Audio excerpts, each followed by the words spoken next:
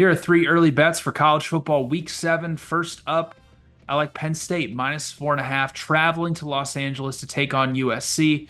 Penn State hasn't really been tested this season outside of maybe the first half against Illinois.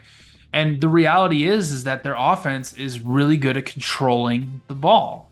They're not going to break off a lot of explosive plays, but they're very good from a success rate standpoint. They're actually top 5 in rushing success rate, as both of their starting running backs are averaging over 5 yards per carry.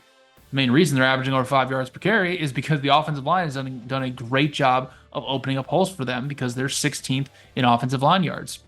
And Drew Aller has really improved at quarterback. He hasn't been asked to throw over 25 pass attempts yet this season, but in any case, he still has an 87.4 PFF passing grade and an adjusted completion percentage of 77.6%.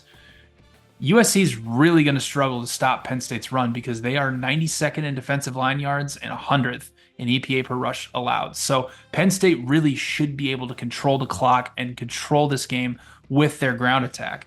And it's going to come down to Miller Moss if he can actually beat Penn State's secondary, because Penn State's got one of the best defensive lines in the country. They're top 5 in pretty much every single rushing metric. And in the two biggest games that Miller Moss has played in against the two pretty good secondaries in Michigan and Minnesota, he's been well below average. So I like the value here on the Nittany Lions traveling all the way across the country at -4.5.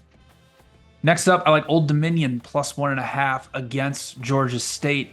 I'm not so sure that Georgia State should be a favorite here at home. Yes, they are coming off a bye, but in their last game, there were some pretty concerning signs. They only put up 19 rushing yards against Georgia Southern, who is one of the worst run defenses that you can imagine. And overall for the season, Georgia State's 105th in EPA per rush. Oh, and once they get into scoring opportunities, they can't put the ball in the end zone. They're 127th in finishing drives.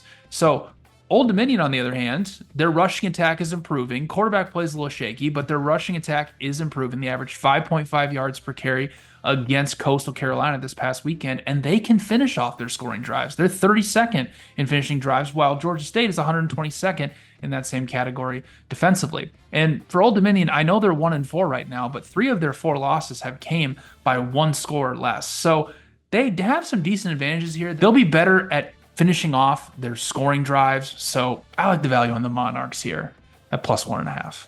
Next up, I like Louisiana -9.5 at home against Appalachian State.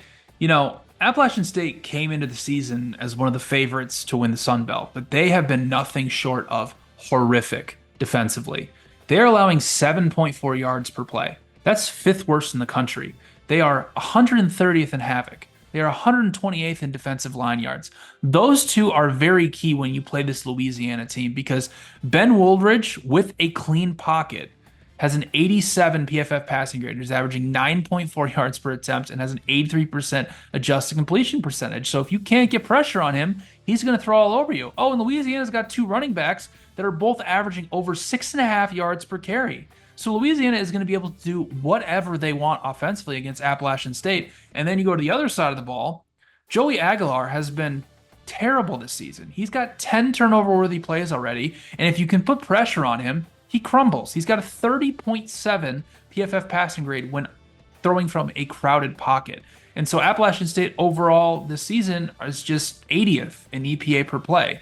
So I think Louisiana blows them out here at home. Appalachian State has showed no life last week against Marshall. So I like the value on Louisiana at -9.5 here at home.